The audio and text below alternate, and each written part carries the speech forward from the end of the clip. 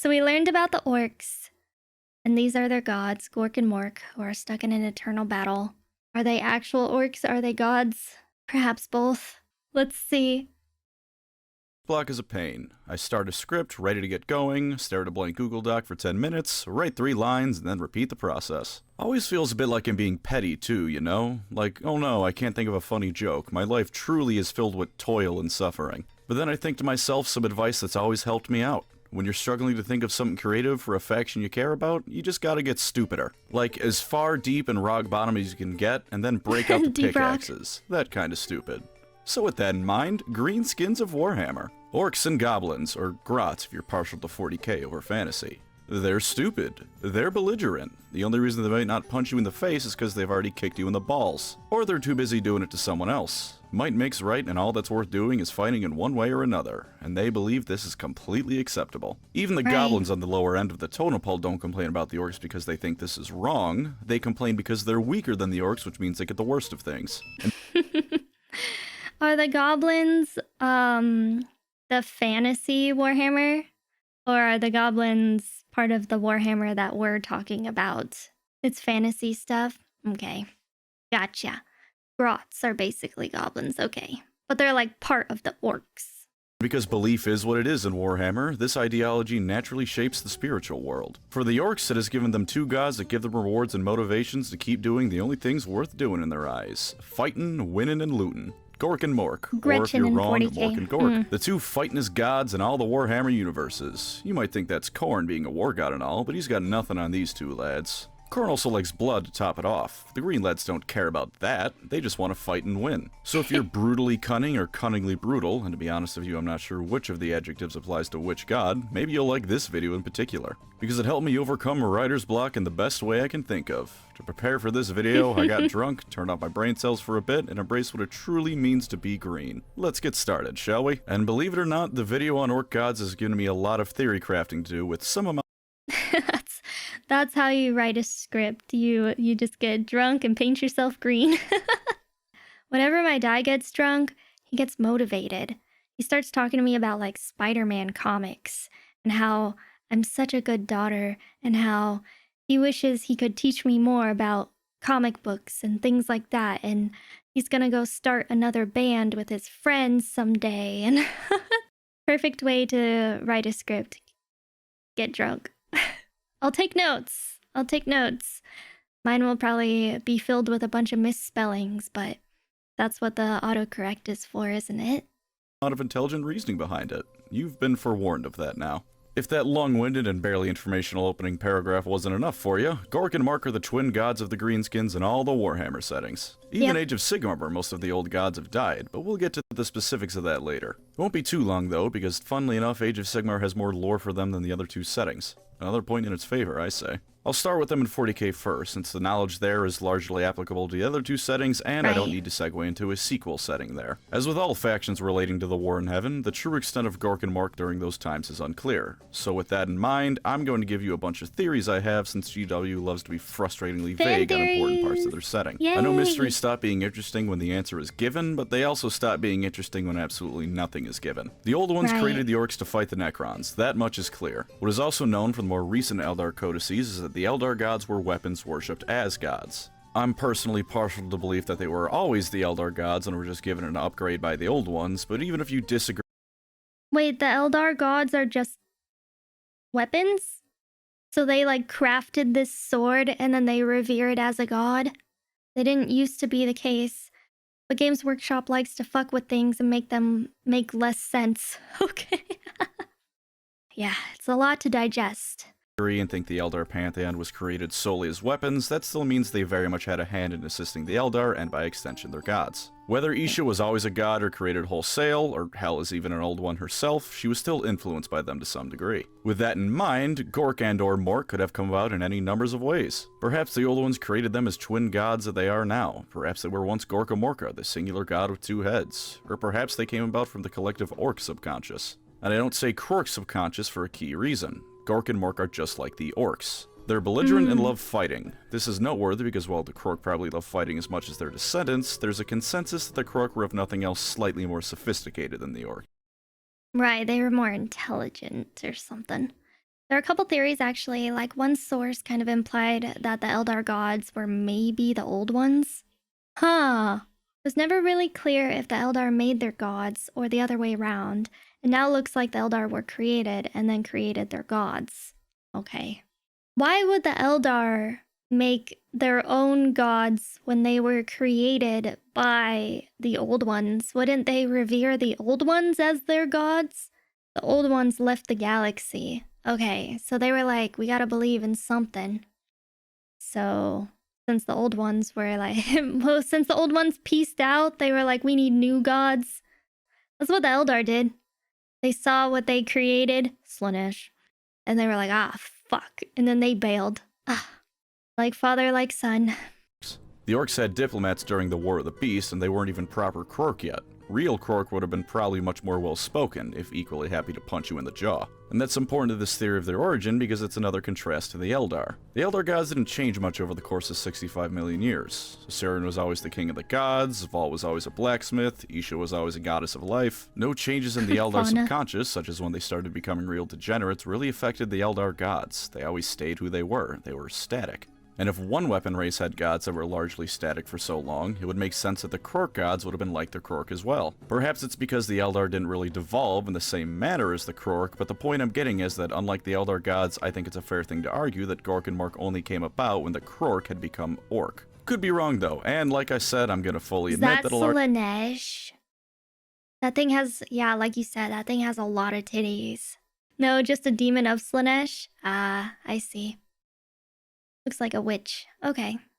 Had become Ork. Could be wrong though, and like I said, I'm gonna fully admit that a large portion of what you've been hearing has just been theory crafting. I'm talking about the war in heaven, there's only so much I can do in facts. It's also because GORK and MORK aren't exactly brimming with character, even when compared to other 40k gods. Going forward into the time period where they are confirmed GORK and MORK rather than some hypothetical Krork god, there's a few solid things we know about them, and they don't lend themselves much to character development. GORK is the god of being brutal, yet still cunning. Sure, if he's got to do something sneaky, he probably will, but he's probably also just gonna punch you in the face. MORK, meanwhile, is the god of being cunning, yet still brutal. If he's got to go face to face, he's more than happy, but he's also the one who's going to be opening with a crotch shot. As for why they have two gods, well, say it with me, everyone. If you only have one god, who's he supposed to fight? What makes GORK and MORK different from most of the rest of the gods in 40k is that they're rather passive, and do please hear me out, Ork fans, I have an explanation for the Ork heresy I've just uttered. Slanesh soloed most of the Eldar pantheon, Khorne finally got off his chair lately, and the Emperor empowers living saints regularly.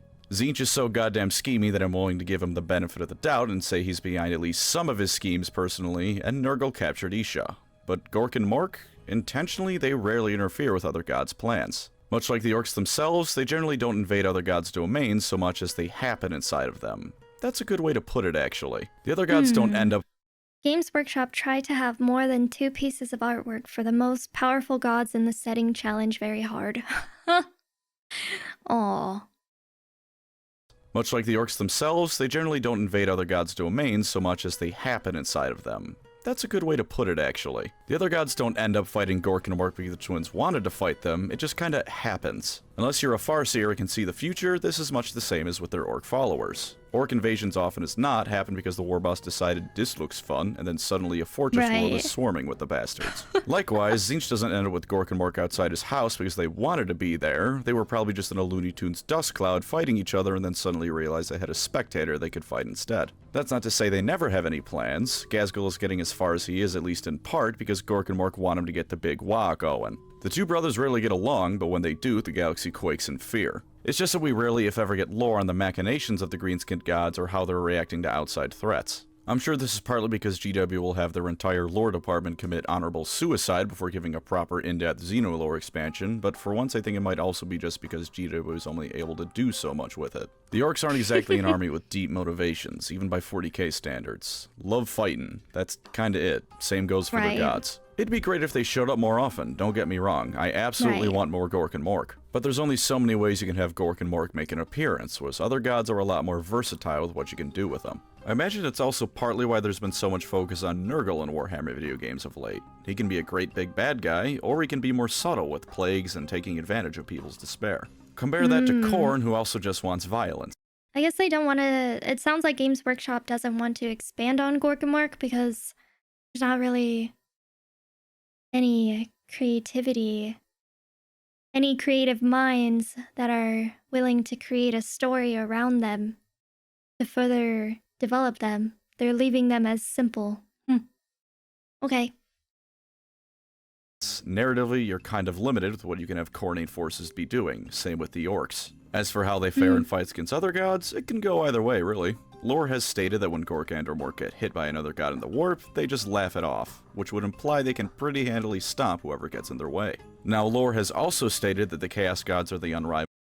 If GORK and MORK show up, they win. The end. Not a very interesting story. Masters of the warp, but to once again throw theory crafting at you, there's a couple of explanations for that.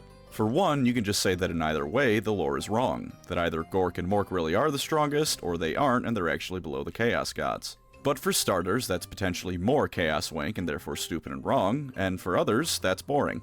Going one god is just better is an answer that pleases that army's fans but no one else's, so allow me to suggest a compromise. GORK and MORK are the strongest powers in the warp, however they have basically no mastery over it. Ork powers are distinctly different from other Psyker powers, coming from the field all orcs generate around themselves. Perhaps it still comes from the warp in some way, and it naturally can still make a weird boy's head explode, but it's not really the same thing as when a human Psyker rolls for perils. No possession, no whispering voices in his ear, besides maybe those of MORK telling him to cast eyeball laser again because it's funny. What I suggest as the compromise between these two blurbs of lore is that when GORK and MORK roll up on one of the Chaos Gods' turf, they absolutely bowl over them. Khorne is enjoying one of his rare days off watching Blood Bowl, and then the Ork brothers bowl into his house, smashing up all the skull furniture and beating him into a paste on accident. When he tries to fight back, they just start doing it on purpose. But it's in a similar vein to Kaldor Drago and how the warp just resets back to normal after he leaves a given area of it. Once the Greenskin gods move on, presumably to beat up someone else, the Chaos Gods dust themselves off and resume business as normal.